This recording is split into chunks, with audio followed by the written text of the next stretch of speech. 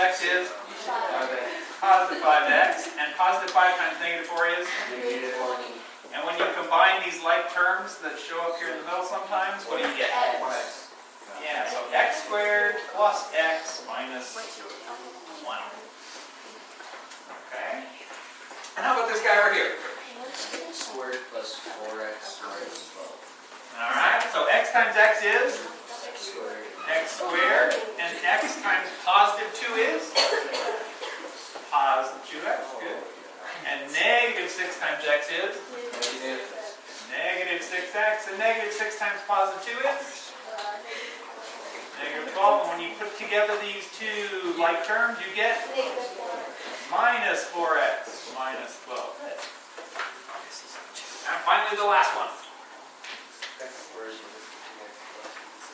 Alright, you get x squared minus 7x and minus 8x is minus 15x. And then negative times negative plus 56. Alright, let's go with pink.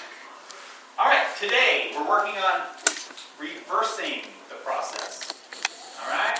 So I'm going to start you over here with x squared plus 4x plus 3. And I'm going to ask you, what times what gives you that? Alright, so instead of starting with this times this, these two binomials multiplying together to give you this trinomial, I'm going to say, okay, I'm going to give you the trinomial, and you have to give me the two binomials that you started with, and multiply together. Alright, so we're kind of working in reverse. This is something, depending on how far you're going to math, how many people are going on to geometry? How many people are then hoping to go on to Algebra 2? Alright, if you're going on to Algebra 2, you want to know this really well. Alright, factoring, factoring, factoring, factoring, factoring. Okay? So when you're undoing this stuff, how do you get that right there? How did we get X times X. this times this? We get this times this. We took this guy times this guy, right? Alright?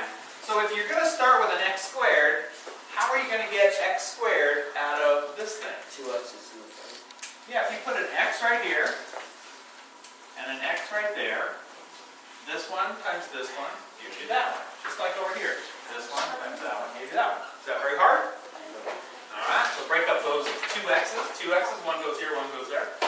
How do we get this number right here? Time. That last two numbers multiplied by each other. Yeah, this guy What? times this guy.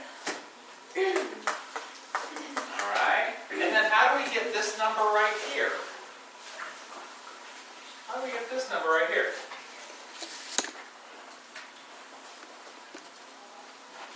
Just like if I wrote this whole thing out right here. This would be x squared plus 3x plus 1x plus 3. That middle one, The x multiplied by the number. how do you get x squared plus 4x plus 3? How do you get this number right here out of these two numbers right here? What? Somebody said it. You add them, okay? Do you always add them?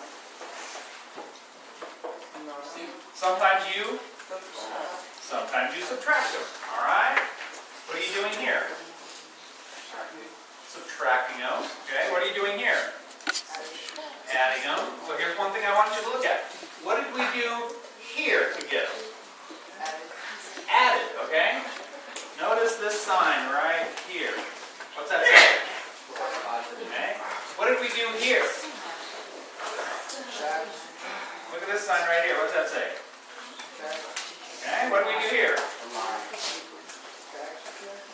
What sign is this? Alright. And these two? And this is? It tells you what to do, right? It tells you exactly what to do. So when you're doing this,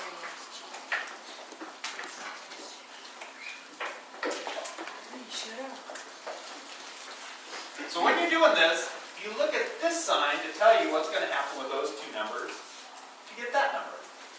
Alright? So these two numbers, this one and this one, when you multiply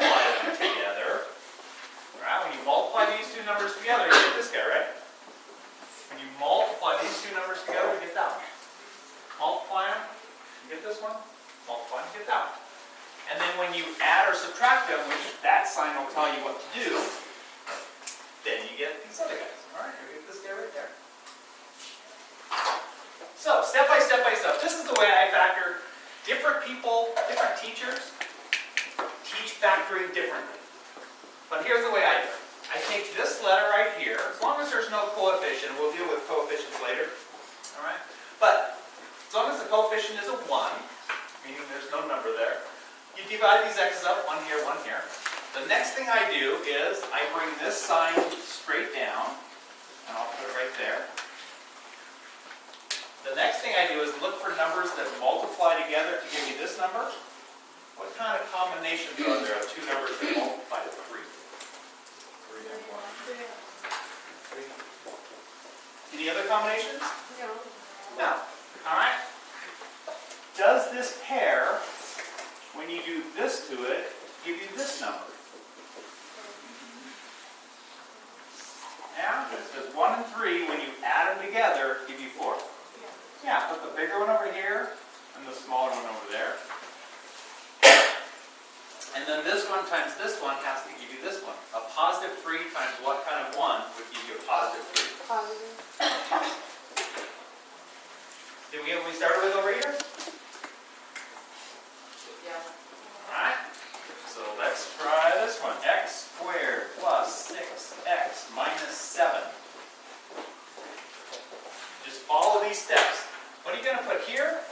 And there. Welcome, Kara. Hello. Alright. What sign is going to go here?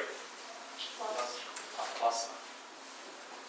What combinations of numbers do you know of that multiply to 7? 71. Do these two numbers, when you do this to it, give you that number? Yes. Okay? Put the bigger one over here, the smaller one over there. A positive 7 times what kind of 1 give you a negative 7? How about this one? X squared plus 2x minus 48. Alright? Same steps. Doesn't matter how big the numbers get. What letter are you going to put here and here? X. Everybody good with that?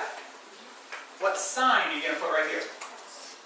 Whatever sign's right there, put it right there. What two numbers do you know that multiply together to give you 48? 6 times 8. Does that pair, when you do this to it, give you this? Yes. Alright, what goes here? What goes here? Yeah, 6, and that sign's going to be a negative because a positive times a negative would give you.